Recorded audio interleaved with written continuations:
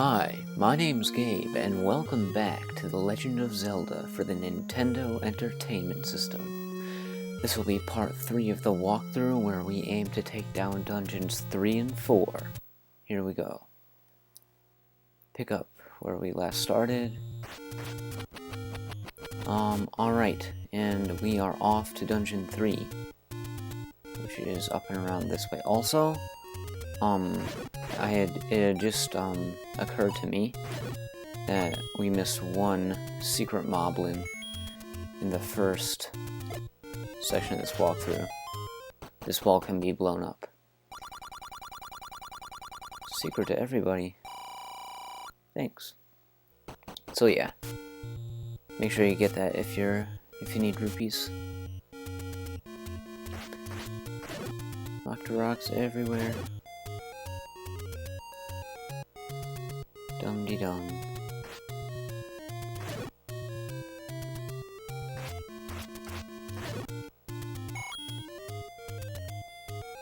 Alright, ow. So, the third dungeon is located right outside the Lost Woods. That, brown forest area over here. Now before we go there, if you remember, there is a fairy fountain right up here, so can't hurt to heal up real quick. We're getting to a pretty high health, so it can be kind of hard to get your hearts all the way up before you get into a dungeon. Oh, you face. Okay.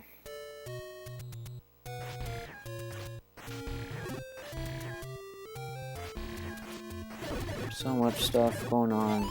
Screen's slowing down. Take that. Take that. So yeah, the third dungeon is located just down here. You come down here and you loop back to the right. Here it is. Tektite. Get out of here. Alright. Here we are. Let's go this way. So these are Zols. If you don't have the white sword yet, which I suggest you get if you don't have it, because you should have enough heart containers now, even if you just are going through the dungeons. These won't die in one hit, and they'll actually split into gels, into 2 gels. But since we have the white sword, we don't really need to worry about that. Also, if you don't have the white sword, these guys won't drop anything. So keep that in mind. These are dark nuts. They're these like armored warriors, and they only take damage from the sides or back because they're armored in the front. It is completely random which way they face, but oftentimes it seems like they're specifically chasing you around.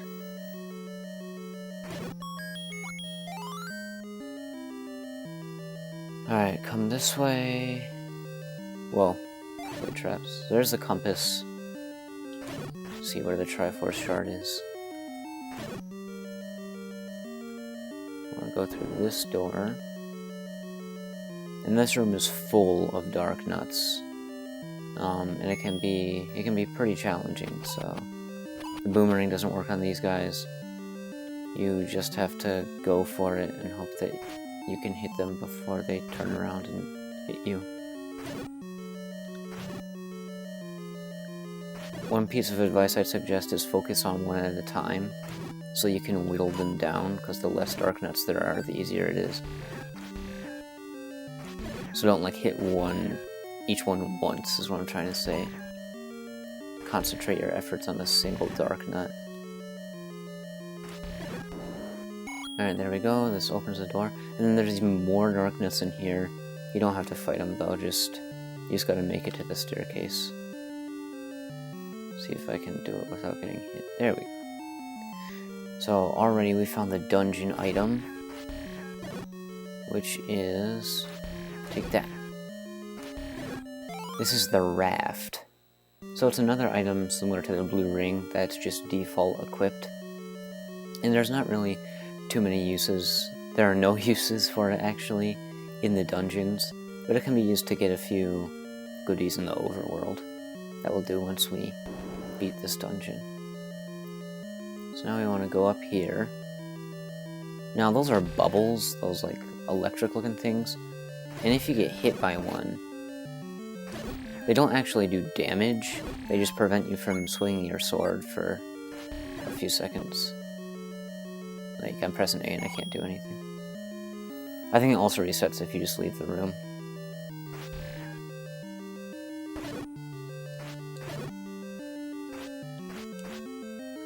Well, there's no point in fighting those guys. Alright, so now we're back towards the center of the dungeon. And we want to go up this time.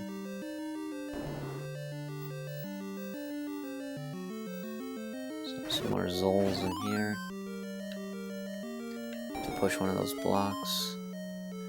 Here's an old man, and he says, "Did you get the sword from the old man on top of the waterfall?" Yes, we did. We have the white sword right here. So the game is saying, like, you should probably get that, because stuff's heating up. And that's a very helpful hint. A lot of people like to talk about how cryptic the original Zelda is. It's not that cryptic, though. But that's coming from someone who knows, like, the ins and outs, so maybe it is. Also, you can't skip the text if you enter the room twice. But that's okay. He's just trying to help us. Now that we've gotten that key and we've gotten the old man's hint, come through here. Here's the map. Although it's very close to the end of the dungeon, which makes no sense. So, it's not a swastika, okay? It's a Manji, that's what the dungeon is called, and it's a symbol that represents peace, and it's been around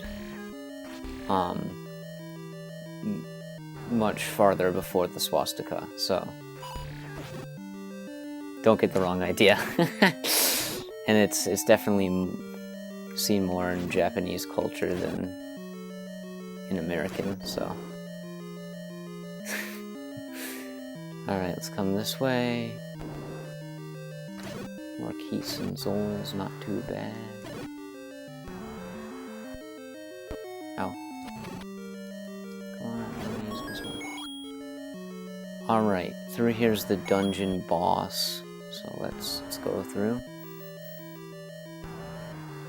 This is Manhandla, this like 4-clam flying monster thing.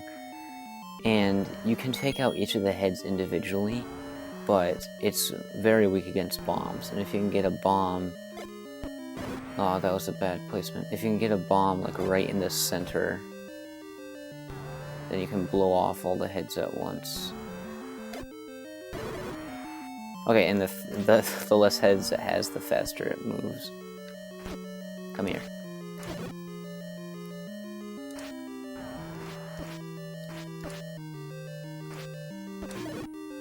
Dude. Ugh.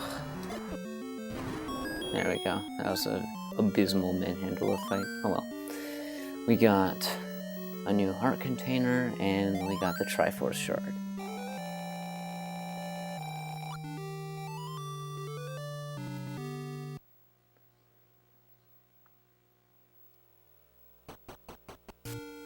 There's the third dungeon completed. So now, the fourth dungeon is actually pretty close to the third dungeon, but there's a goodie that we can get with the raft in the overworld. That's kind of on the other side of the map, so we're gonna do like a big loop maneuver to go grab the item, and then we'll come all the way back around to get to the fourth dungeon.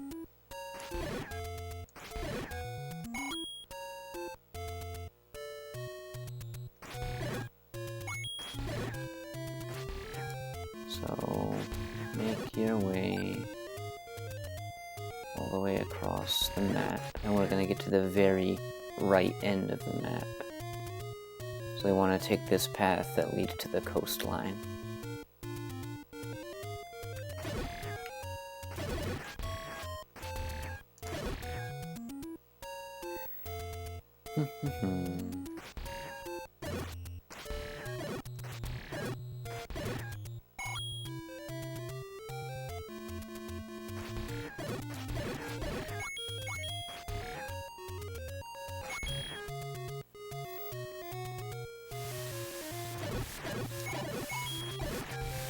Now that we have the magical shield, these parts aren't as hard, because we can block that obnoxious Zora's attacks. Of course, you still have to look up for the levers.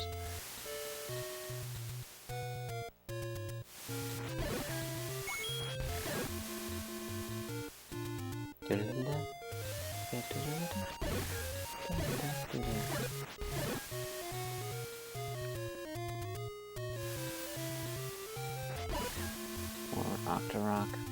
So if you remember, this is the very first shop we visited to get some bombs. And now we're actually going to go farther north past here. On this screen there's a heart container just in the middle of the ocean, and you'd think if we had the raft we'd be able to get that. But apparently the raft is only for long distance travels and it can't move one tile over. So we'll have to get that another time. Ow. So keep going up. And now here's a dock that the raft can be used on. So when you see a dock just protruding from the land into the ocean, you just walk across it and Link uses the raft automatically. Now this looks like a dungeon, but it's actually just a little thing with an extra heart container. There we go. We have so many heart containers now. We have 10 out of 16. So we're over halfway. Alright, now we're going to make our way all the way back to where the 4th dungeon is. So we're going to go this way. We've never been this way before either. This loops around towards the right end of Death Mountain, where we got the white sword.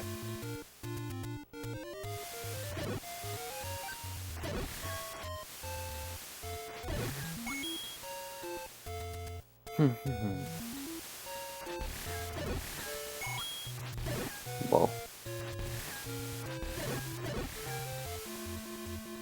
So, right here, we just want to keep heading left. Past this big rock. A heart container in it.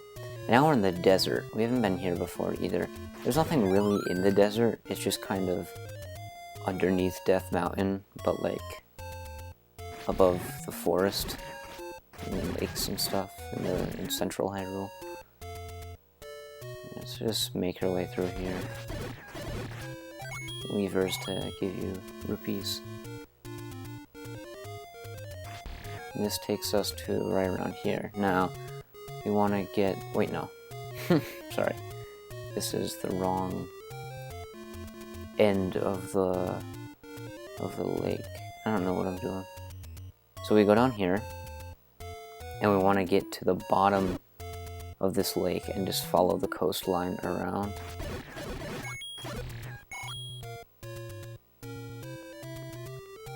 So keep going this way.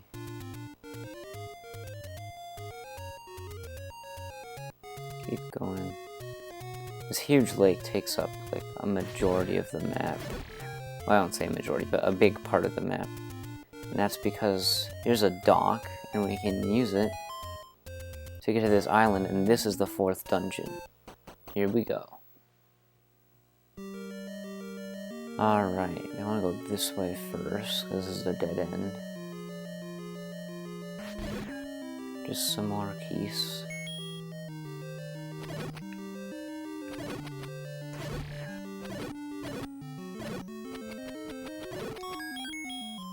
Key.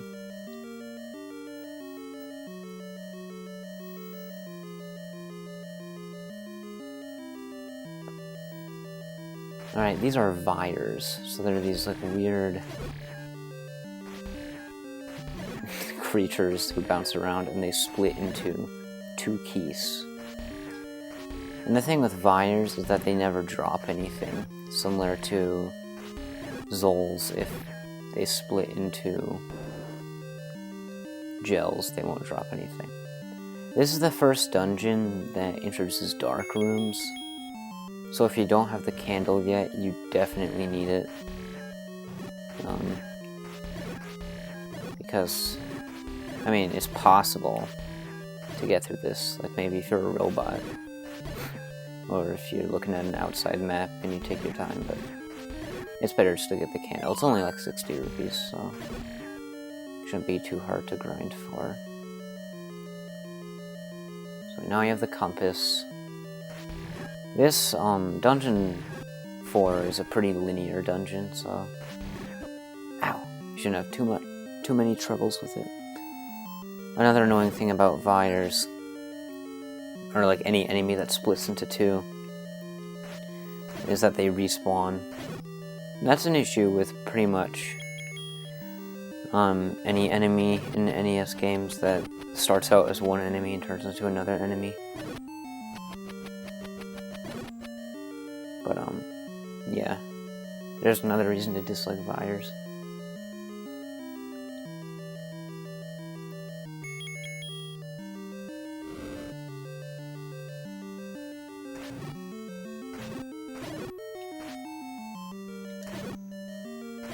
There is no difference between blue keys and red keys.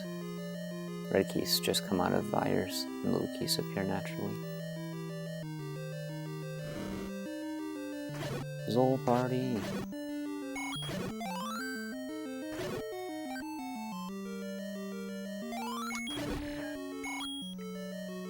Alright. Ah, bubble.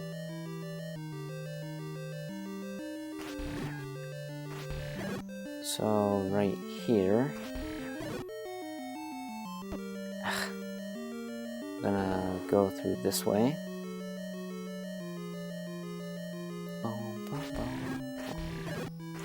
And we actually have to kill all the Vires in this room, because the dungeon item is located on the other side of that door.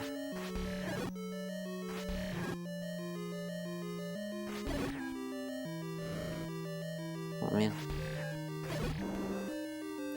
Into the door.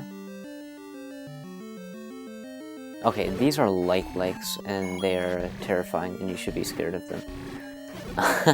Because if they eat you up, if you let them, like, suck on you for too long, they'll steal your shield, and you'll have to go buy a new one.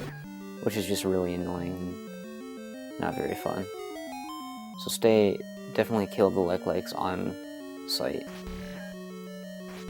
because you do not want to mess around with them. Okay, so the dungeon item here is the step ladder. This is yet another item that appears on top and is default equipped. And the step ladder is actually a really useful item. It automatically creates a tile of ground underneath you if you're stepping out over a void or over water or something. And I'll show that off right here. So I can just walk across these one-tile gaps. Here I can't go anywhere because it's not a one-tile gap. But it's still really useful to have. Now you can open that door up there, but it doesn't do you any good, and you'll see why in a second. You don't want to waste a key on that door. Come through here. There's the candle.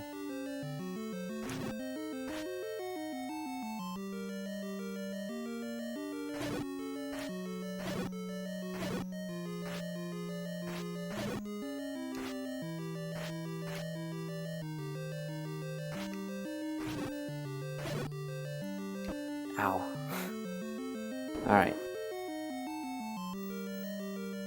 Now to the right here is that room that you could have gotten through. The keyhole, and you see, even if you have the step ladder, you can't make it over to the map. Now that we have the map, the dungeon is revealed to be the snake. And as you can see, we're actually one room right below the eyeball. And in most dungeons, if there's like a weird void spot like that, it's usually a secret room that you can bomb into. And this one, it's just a bunch of rupees, hooray! Although, I've just maxed out, so...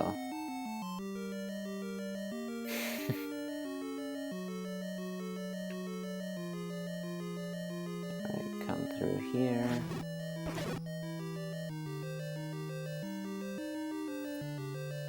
And Manhandle makes a return. Most bosses, you'll fight them once as like the final boss of their dungeon, and then they'll come back as like a less powerful version of themselves as a mini-boss in later dungeons. See, that Manhandler wasn't moving as fast as the previous one. Walk into the waterfall. He's talking about the lady we found at the waterfall who, gives you hints about what to do on the looping screen in Death Mountain. Luckily, you don't need to spend money on that lady because you have me. Oh, ah.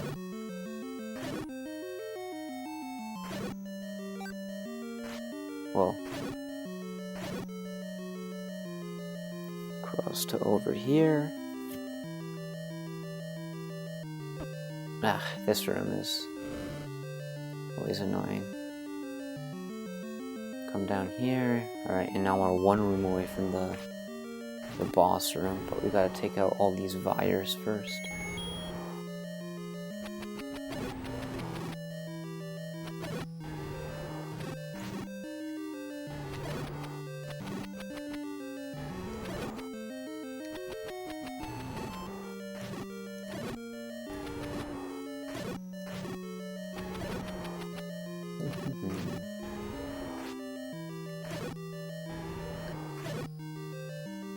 Alright, so this boss can be pretty tricky, so be prepared. This is Gliok, the two-headed dragon. He's weak in his heads. If you have full health, sword beams can be pretty useful here. You run up and strike at his heads and then run away, because you can't block his shots. Now once you kill one head, it starts floating around and shooting fireballs at you. And then you have to still kill the other head. So this battle is just like a lot of weaving and dodging. But there we go. We got the heart container. And we got the Triforce shard.